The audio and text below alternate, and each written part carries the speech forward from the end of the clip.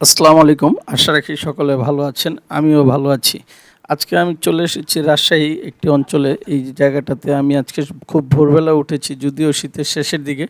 তারপরেও এসেছি আপনাদের আজকে আমি খেজুরের রস খাবো এবং এটা থেকে যে গুড় তৈরি হয় সেই গুড় বানানোটা ভিডিও করব এবং গুড় বানিয়ে আমি নিয়ে যাব আমার জন্য। তো চলুন আমার সাথে। আমি আজকে সকাল থেকেই শুরু করেছি, যে সাধারণত গাছ কাটে এবং গাছ থেকে রস সংগ্রহ করে, তার সাথেই আমি রয়েছি। তো সকালবেলা তিনি এসেই সর্বপ্রথম রস সংগ্রহ শুরু করে দিয়েছেন। তো আপনারা দেখতে পাচ্ছিলেন যে গাছে উনি উঠতেছিল। তো এই রসগুলো এনে এনে উনি পাত্রে সংরক্ষণ করতেছিল। তো আমিও সামনে দাঁড়ানো ছিলাম যে উনি কিভাবে সংরক্ষণ করে। তো খুব সুন্দরভাবে উনি গাছে উঠে যাচ্ছিল এবং গাছ থেকে নামতেছিল।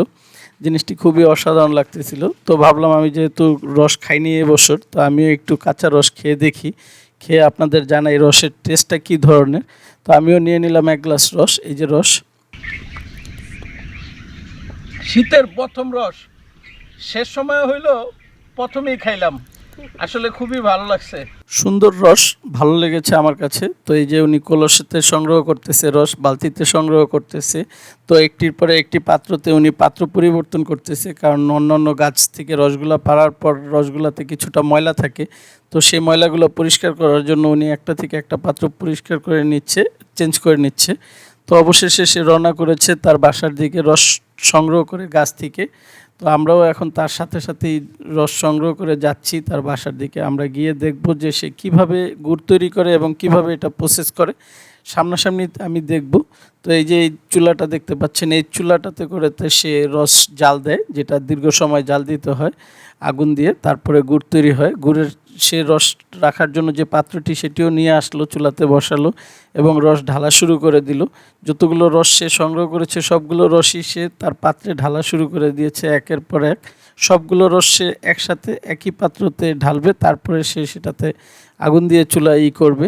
তো এই যে সবগুলো রস ঢালা শেষ হয়ে গেছে, এখন সে এই যে আগুন দিয়ে দিল চুলাতে, আগুন দিয়ে জাল দিতে থাকবে যতক্ষণ পর্যন্ত তার টার্গেট পর্যন্ত না পৌঁছায়, সম্পূর্ণ গুড়টা না হয়ে যায়। তো দেখতে পাচ্ছেন ধোঁয়া উঠতেছে। তো ওই জাল দিতে দিতে প্রচুর পরিমাণে ধোঁয়া ওঠে, এরকম উঠতেই থাকে। এক পর্যায়ে ফেনা উঠতেছে, ফেনাও উঠে যায়। আমার কাছে খুব অবাকই লাগতেছিল ফেনা ওঠার দেখাটা। দেখুন কি পরিমাণ ফেনা উঠেছে। তো এই ফেনার পরবর্তী সময়ে এই যে গুড়ের একটা কালার চলে আসছে, আস্তে আস্তে ফেনাটা কমে যাচ্ছে এবং গুড়ের কালার, তো এই যে দেখতে পাচ্ছেন যে এই রসের একটা কালার চলে আসছে। এই কালারটা আপনার গুড়ের একটা কালার চলে আসছে, যে কালারটাতে খুবই অসাধারণ লাগতেছে এবং আমিও বুঝতে পারতেছি যে গুড়টা হওয়ার সময় চলে আসছে।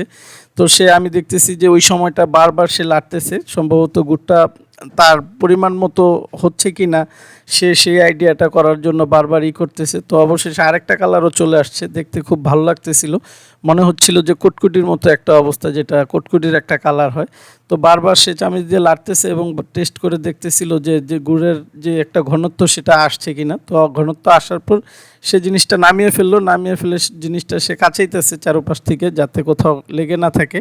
সেটা অন্য আরেকটা পাত্রতে রাখবে এবং সেই পাত্র থেকেই আমরা নিয়ে আসব আমার জন্য, যেহেতু আমি ঢাকাতে পিঠা টিঠা খাওয়ার জন্য আমি এই গুড়টাই নিয়ে আসব সেই জন্য। যাই হোক, আমিও দেখলাম, আপনাদেরও দেখাইলাম। তো সম্পূর্ণ ভিডিও দেখার জন্য ধন্যবাদ।